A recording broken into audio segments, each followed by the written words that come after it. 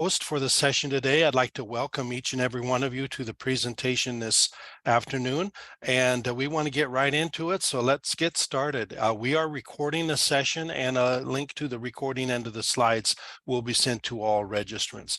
Today, the presentation is by Dr. Darin Dillow. It is Occupational Safety and Health Emphasis on Mental Well-Being, and I'll introduce our presenter in just a little bit.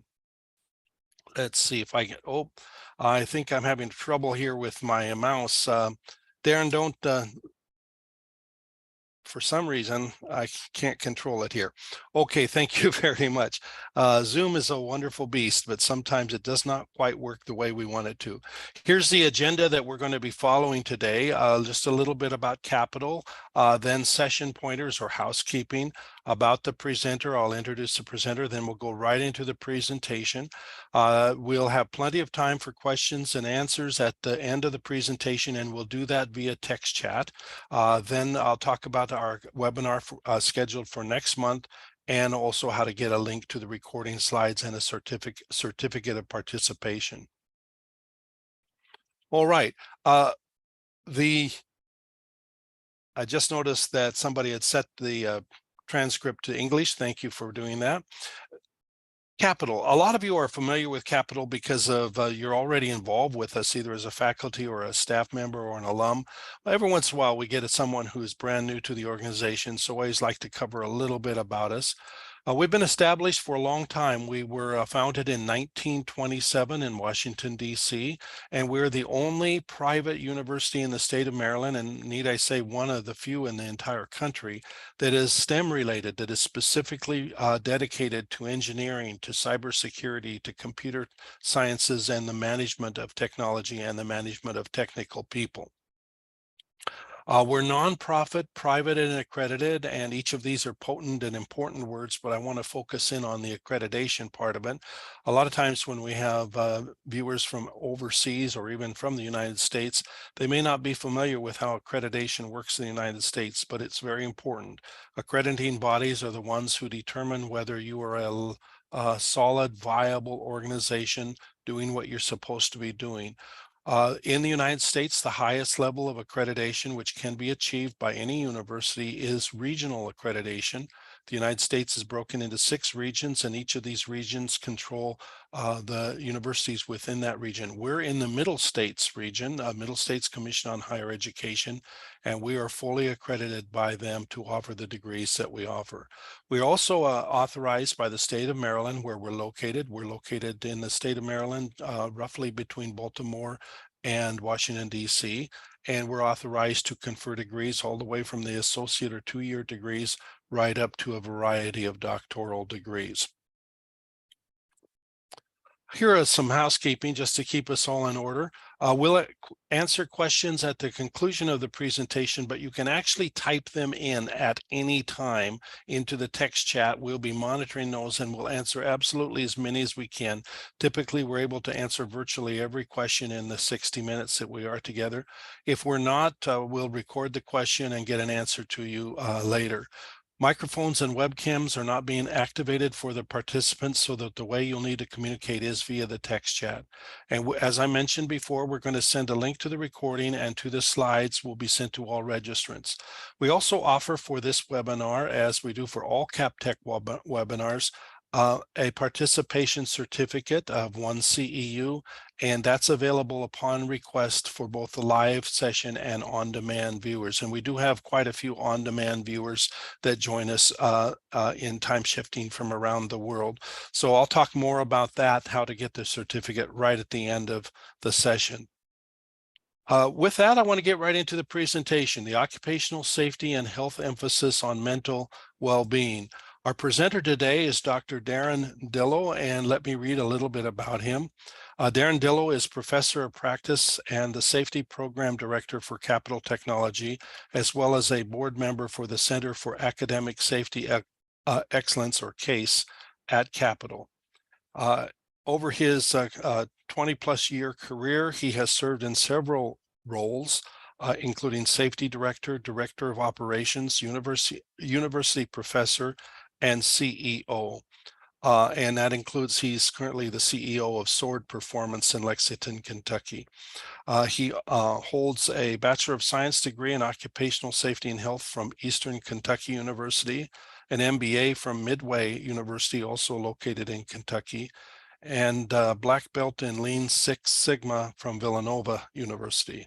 He completed his PhD in Occupational Safety and Health from Capital Technology University. I might add, it's not on the slide, but I might add that he is also the father of 5 children, which presents its own unique set of occupational safety and health challenges. And with that, let me introduce to you Dr. Dillow, who will take the presentation from here. Thank you very much. Thank you, Bill. Can you hear me okay? Yes, I can. Okay, good deal. And reading that slide, Bill, you are correct. The most important thing is I am a father of 5, a husband to my wonderful wife, and you're right. That's probably the most challenging safety ordeal that I've got in everything that I do. But I appreciate everybody being here. I see some folks that I know and that I recognize, and I haven't done a webinar for a very long time, so this should be a fun and entertaining session. One of the things that I wanted to talk about was mental health in the safety field. And looking back at it, I've been in the safety field or the heavy industrial field for now over 25 years. Been in steel mills most of my entire life, and then also heavy refining in the vegetable oil community. So ran a number of refineries in different capacities, but most importantly, a safety director for a few of them. And that's kind of what I wanted to discuss today, was take a look at that and what that means. And I want to work my way backwards into some of those topics. And I know that sounds a little bit odd, but I see we have folks from the international community and we have folks in the US who may just be starting in safety, or you may be very tenured in safety. And I want to understand what I remember as the old way of doing things. And the old way of doing things, in my opinion, was you always looked at the rules to enforce. What do I mean by that? We used to tell people you don't have to be the safety police. So basically, you don't have to go out and look for somebody who's breaking the rules. And there are plenty of them. If you've ever looked in the OSHA 1910 or OSHA 1926, there are over 100,000 different standards or recommendations in those items. So we have plenty of rules to follow. And the problem that I always found with being the safety police, if you will, is incentives were based upon recording 0 lost time, meaning employees would get bonuses, safety directors would get bonuses if the employee base reached 0 lost time accidents, or they didn't have an accident for a certain amount of time.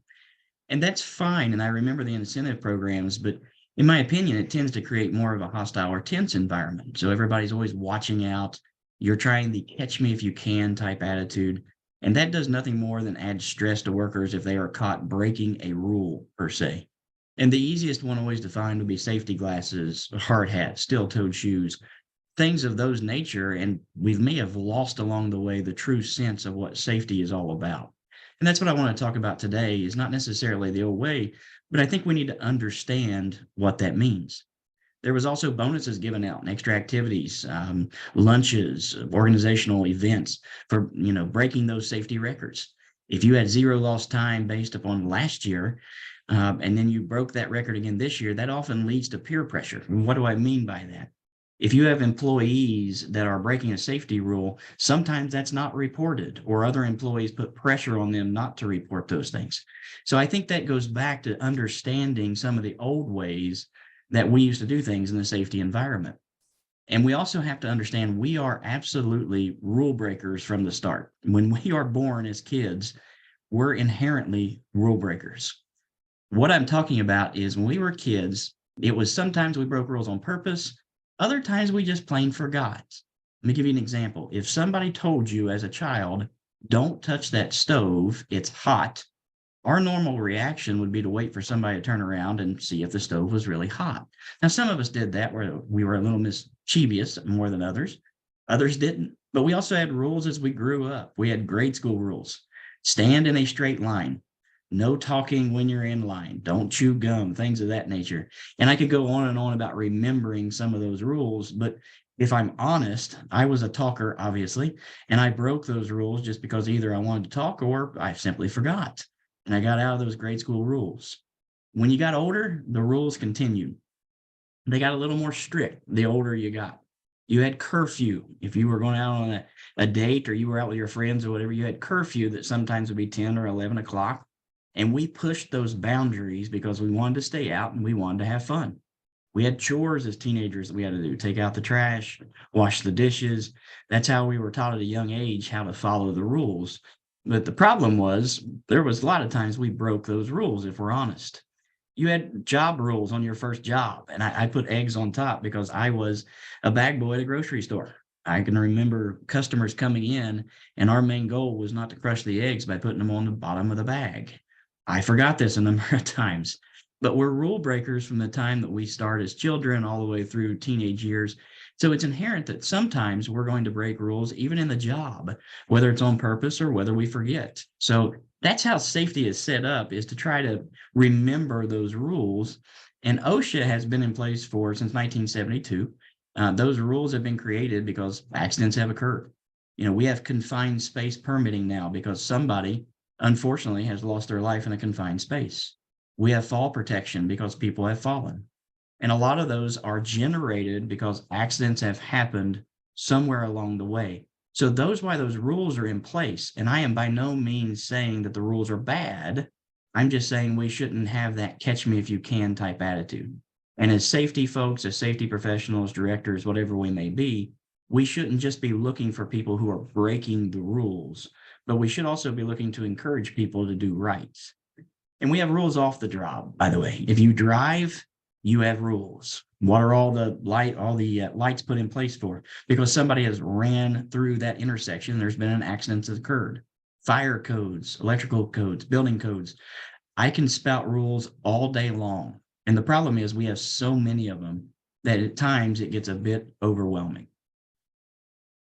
What is the number one broken rule? And I don't have the opportunity to see each one of you, but I will sometimes ask this in class that I teach. The number one broken rule is driving.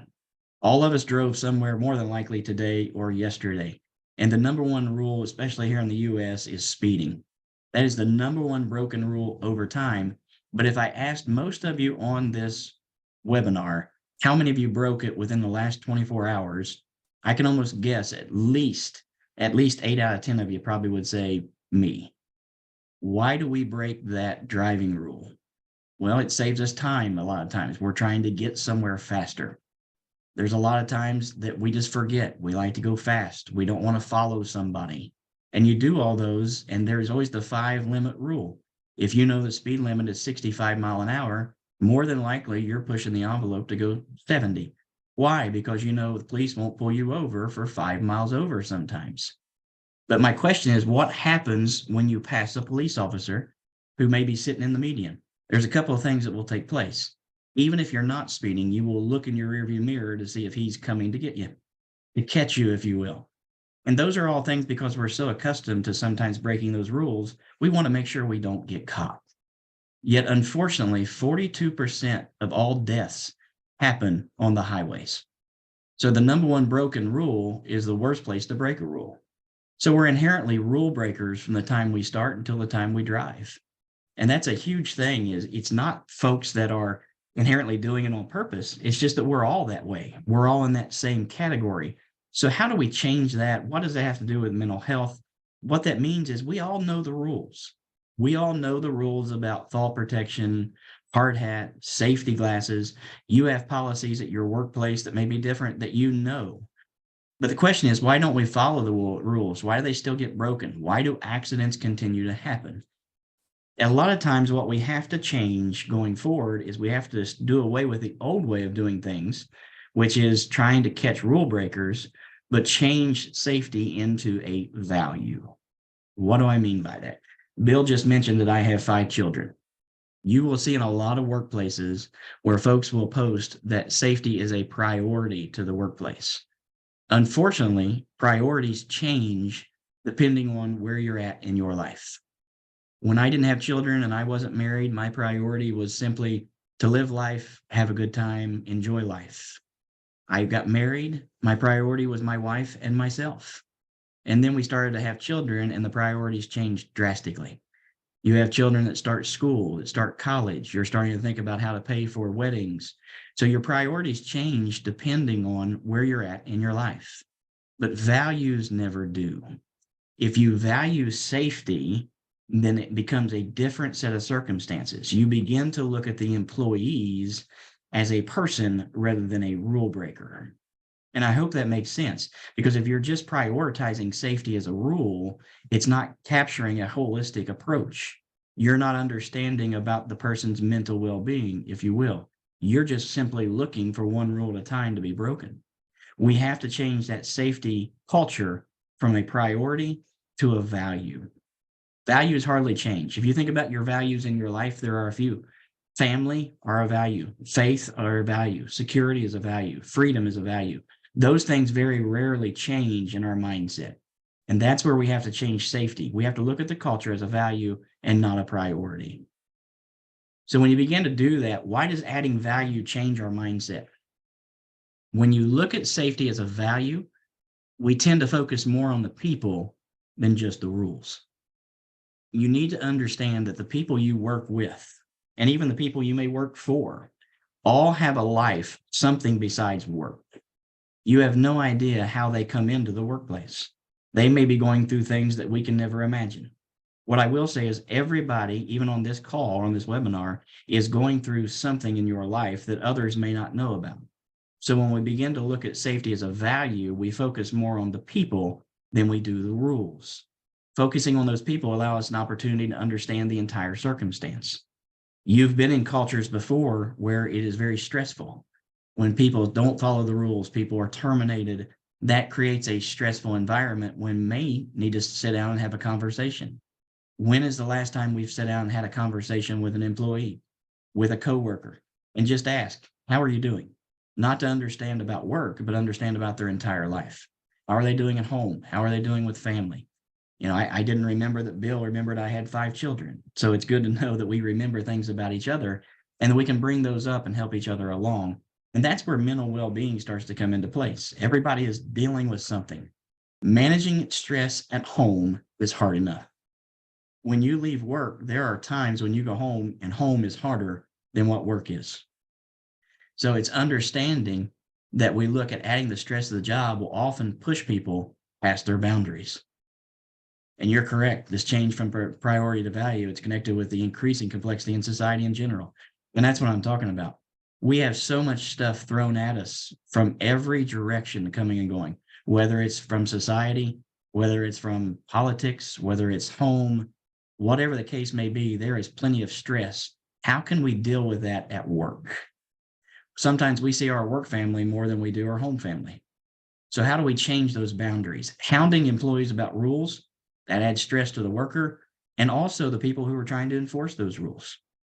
As a safety person, I will tell you, sometimes you're not the most liked person on the job site. Sometimes you are. It all depends on what they see.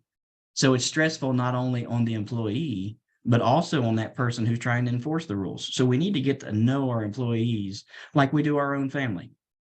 The question should not be, should they be punished, but rather, why is this happening in the first place?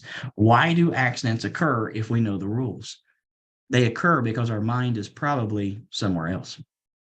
How many times have you been walking along and you've seen somebody texting on their phone and not paying attention to where they're walking?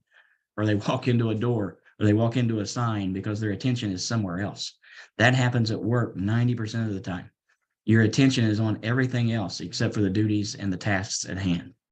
And that's what I'm talking about is we need to understand that the worker may be going through a whole lot more than what they're letting on at work. We need to understand the employees and get to know them on a better line. Our mind is the driver behind everything we do. If you really sit back and think about it, your mind is the driver behind every decision you make. If stress is added, then our behaviors are changed, which can lead to, if you add stress to your life, it can lead to health issues. We have no idea how many health issues exist within our workforces or within our home life. That can lead to work accidents. It can also lead to conflicts at work. And I'll pause here for a minute because this has become a huge topic. Conflicts at work happen routinely. We've seen workplace violence take over. We've seen some of the unfortunate events from the mass shootings that have taken place in the US and abroad. We've seen that happen. Why is that happening? It's because people are under so much stress. It's the mental well-being that starts this. So we have to make sure that we cut down those conflicts. Irrational behaviors. How do you know when somebody is being irrational if you don't know anything about them? How do you know if that's their normal behavior? If you don't get to know the people you work with on a little more intimate value, you can't tell when their demeanor changes. That may be normal for them. So you have to understand the background of what we're talking about. This is how we begin to reduce stress, at least at work. We cannot fix everything at home. We cannot fix everything in society, but we can try to help out while we're working together for 8, 10, 12 hours a day. What is mental health versus mental illness? This is a huge topic, and there is an absolute massive difference between mental health and mental illness. Safety personnel should not act as doctors while on the job sites. That is not what our degrees are in. Unless you have a degree and trained as a medical physician, we can't diagnose a mental illness. We have no idea. However, we can understand the mental health and well-being of each employee, how their demeanor changes, get a better understanding of what is happening away from work, understanding their personal life, simply talk to and not down to employees. And this is huge. You've seen a lot of different descriptions about being a boss, being a leader, being a manager, whatever the case may be. That is a very simple explanation. If we talk to people and not down to people, we will lead in a dynamic that helps the mental well-being. And for a safety personnel, that's huge. You're tasked with watching all of these different items and making sure that the physicalities are taken care of. But now adding mental health to that adds to that complexity. If we get to know each other, it will reduce that chance. Culture is everything. And I have witnessed this firsthand. Helping be part of a positive culture can actually make a difference. And I used to think this was a cliche when I was coming up as a younger safety director. And I'll give you a culture example. I won't mention the name of the steel mill, but we called it a fear culture because we had witnessed people who basically broke a confined space by leaning their hand on a manhole, which basically put them in through a confined space, and they lost their job because of it. That creates fear. We were taught to look for people who broke safety rules to basically make an example out of. That's not a good culture that you want to be in. That's a safety culture that drives negative behaviors. It forces people to hide occurrences, to hide those accidents. One negative occurrence can take everybody out. So you have to understand that culture was an awful culture where people basically took over, and culture eats strategy for breakfast. You're exactly right. If you have a good culture for everybody who exists in that employee base, your accidents will be reduced. Just telling somebody to do something doesn't work. We have to create a culture that is a positive culture where people actually want to come to work. And that's for every job that we go in, whether it's at Capitol, whether it's at a steel mill, it doesn't matter. That culture needs to be positive because people actually want to be there. Getting to know the workforce and understanding their lives, that'll produce results if you understand the people you work with. Let me give you an example. I was traveling Interstate 64 here in the U.S. through Kentucky, 4:30 in the morning, going to a refinery job that I had as a safety director. And I saw the police officer sitting on the side of the road. There was nobody else there. I literally set cruise control for 5 miles an hour over the speed limit because, again, that's what we thought we could get by with. He pulled me over. Walked up to the car and asked me, did I know how fast I was going? Well, of course I did. And I told him. He then proceeded to bring me a $363 ticket because I was speeding. What I learned from that was pulling me over and handing me a ticket left a bad taste in my mouth for that police officer. On the other hand, now that I sit back and think about it, he was just doing his job. He was doing what was right. But the interaction between he and I weren't good. So I remember that, and it sticks out to me. How many people that we work with remember us for bad interactions rather than good interaction? And that's what we have to remember is people will only remember the times of the bad things.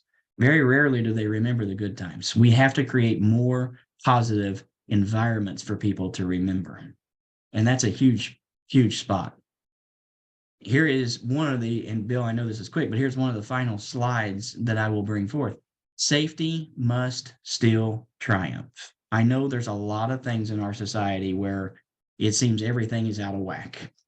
Rules do exist for a reason. No one is exempt from the rules, and they're there to keep workers safe. If a member of management, employee, or visitor is on site, they still have to follow all the safety rules. People are people. Some people are there for the wrong reasons. Some people are there just for a paycheck. Some people are there to make a difference. What is the same about each of the above scenarios? All people have lives outside of work. We have to enforce the rules, but there's nothing that says we can't make the culture better. How do we do that? It's simple. Talk to the employees, understand what's going on in their lives, and be a employee yourself, be a friend yourself rather than an enforcer, which is a huge item. Conclusion, here's what I will tell you in conclusion. The traditional path of safety professional is evolving. I'm now reading artificial intelligence down at the bottom, which is something we did not even think about when I first started, and it's becoming to be a huge thing. We still need to understand the rules to protect employees. You still have to take the OSHA classes, or if you're overseas, the classes for safety in your country. We have to understand those rules are there to protect the employees. We need to know those rules. We need to talk to each other more about life outside of work. Mental well-being should be a staple, not just a consideration or an afterthought. And by the way, it also cannot be lip service. Safety above all else must be a value, not a priority. And that's where I will leave that today. And Bill, if you don't mind, we'll go into some question and answers. Okay, thank you very much. Man, there was a lot to think about in that presentation. I'm not even sure where to start with my questions, but I'm going to start actually with the questions that are in the text chat already, or the comments. And let me just mention that is the way that we are communicating, or you are communicating with our speaker today, is via the text chat. So feel free to type in your comments or your questions there as we go along, and I think we can answer every question. You've allowed Dr. Dillow, you've given us plenty of time. I want to give a shout out here to Crystal Turner Moffat, who mentions that she works for herself and has trademarked the word safety diva. I'm very curious, Crystal, to look into that website and find out a little bit more about it. Now, let's see here. And Jonathan mentions that he's a PhD candidate at CapTechU with a focus on mental health. Okay, a question here from Aslak. This change from priority to value is connected with the increasing complexity in society in general? It is. I think the increasing, well, look, we all have pressures from outside in the society. No matter what your political belief is, your religious belief, whatever the case is, there are plenty of pressures that come from society around us. And it does come from that. I think there is new evidence. And I don't think it's something that hasn't been there all along. It's just being spotlighted now because of some of the things that we're dealing with in society. So I think it absolutely is a driver. He also says positive culture creates psychological safety, which builds mental strength and safety as a value. I don't know if that's a question or a comment, but you might want to comment about the whole concept of psychological safety and how it impacts safety in the workplace. Psychological safety is a phenomenon in itself, or a phenomenon in itself. Let's equate it to driving, Bill. If you look at driving, if your mind is clear, if your mind is stress-free, your driving actually will be smoother. You won't break the rules near as much because psychologically, you're free of stress. That's the same way with safety. Psychological safety is you begin to remember the rules because the stress isn't adding on top of that and clouding out what you should remember. And that's correct. Research shows psychological safety is a key factor when it comes to change management. If you want to change a culture, you have to do it psychologically. People need to buy in. The old adage that it must start from the top is still a good adage. It has to start from the top, and it cannot be just lip service. It has to be people who believe in it, who understand the value of safety, and not just saying it because we're supposed to, or because they're afraid of being an enforcer. So that's absolutely correct. Thank you. Mark Clark mentions that he's exploring ethics in artificial communication, artificial intelligence, excuse me. Mark, I may be reaching back out to you for a webinar on that very topic next year, because I think that's an area of a lot of interest these days. I wanted to share one story with you, Darin. Forgive me, I don't normally pop in with anything personal, but your comment about getting a ticket, and in a very expensive ticket, I might add you, reminds me of a story. Many people are familiar with a gentleman named George Beverly Shea. He was a singer with the Billy Graham Evangelistic Crusade. He did all the big rallies, so thousands or millions of people have heard him sing. He was very famous in his day, especially in North Carolina, where he was from. And one evening he was out going somewhere with his wife. They came down a very long stretch of freeway. He was talking to his wife. He was paying little attention to his speed. And all of a sudden there was a police officer who pulled him over. And the police officer was just loaded for bear, because George Beverly Shea this car was driving 105 miles an hour down the freeway. And he came marching up to the window and said, "I need to see your driver's license and your identification, all that stuff." And George Beverly Shea handed it out the window. The guy went back to his police car. He came back in a few minutes, and he said, "You're George Beverly Shea." And George said, "Oh, yeah, I am." He says, "If I were to give you a ticket, my mother would kill me." And so he said, "You're not getting a ticket, but I will tell you, do not drive 105 on this stretch of road again, or any stretch, because the next time even mom won't protect you." So Well, I can believe that. And my yeah. mother couldn't protect me from that ticket either. So I understand completely. Anyway, that has nothing to do with that, except even if you're a well-known individual, you still have to follow the rules. Okay, Yes, we let's do. get back to the questions now. There are a couple that more have come in. Richard asks this: what should the organization do to create a good safety culture? An excellent, deep question.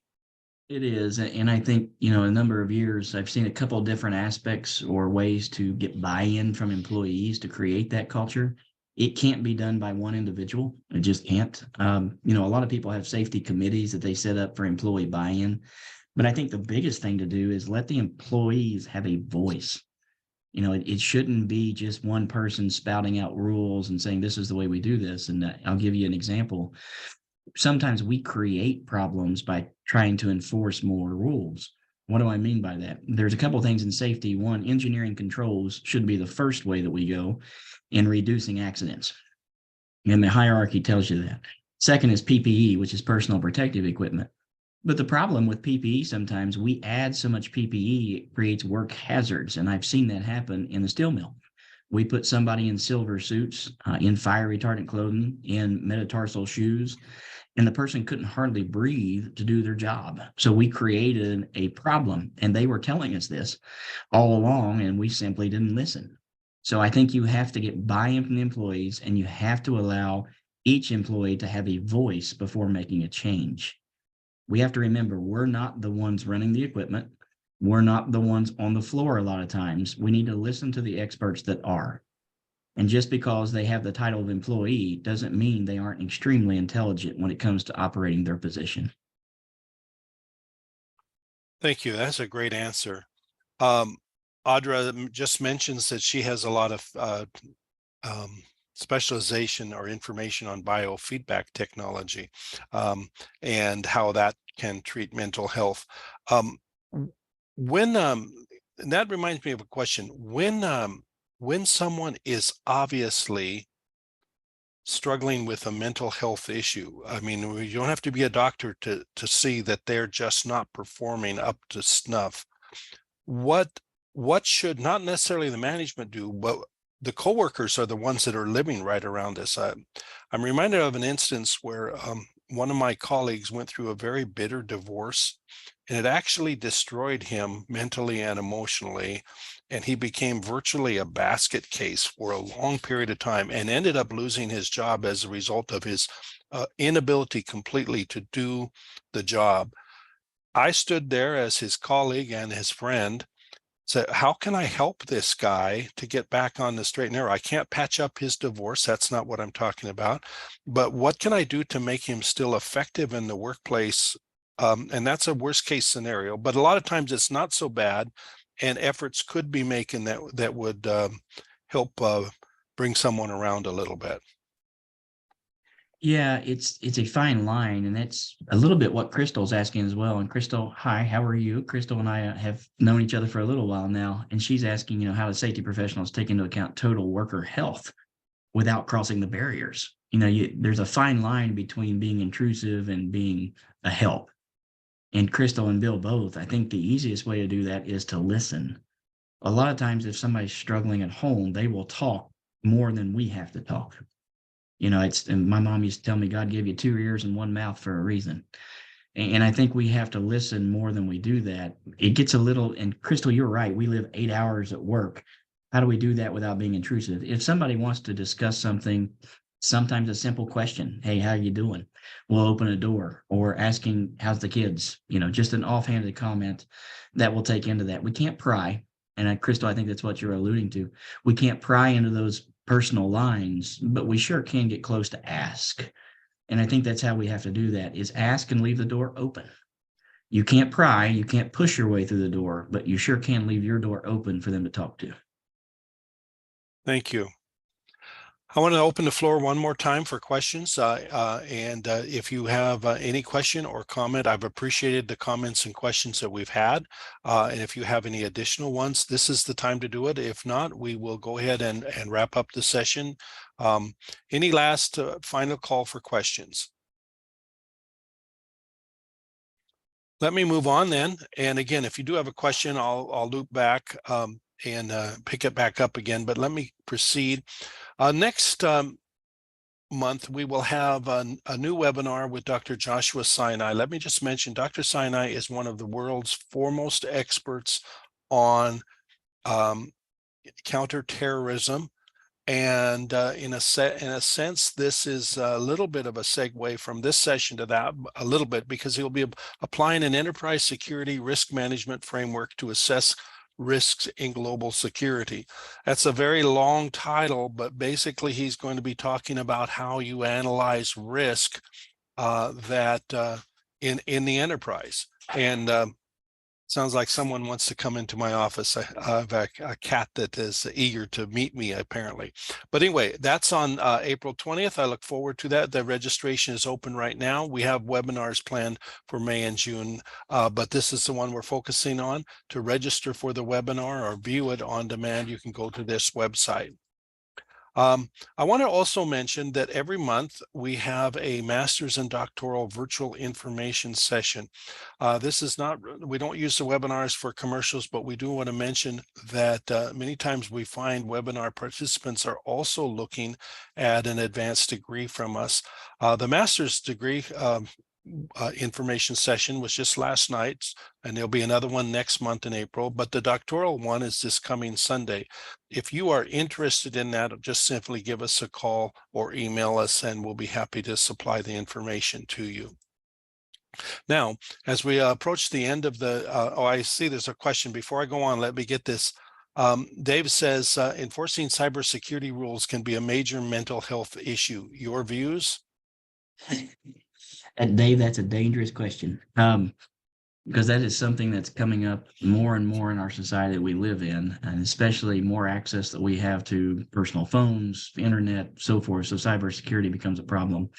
I think there has to be a policy set by the entire company that they stand by wholly, and it must be across the board. It can't be broken. But I will tell you, Dave, you're correct. It can lead to major mental health issues because it forces somebody to check out when they may not want to. Here's what I will tell you, coming back to physical safety, not cybersecurity. First of all, the priority must be physical safety while in the workplace, meaning in an industrial setting.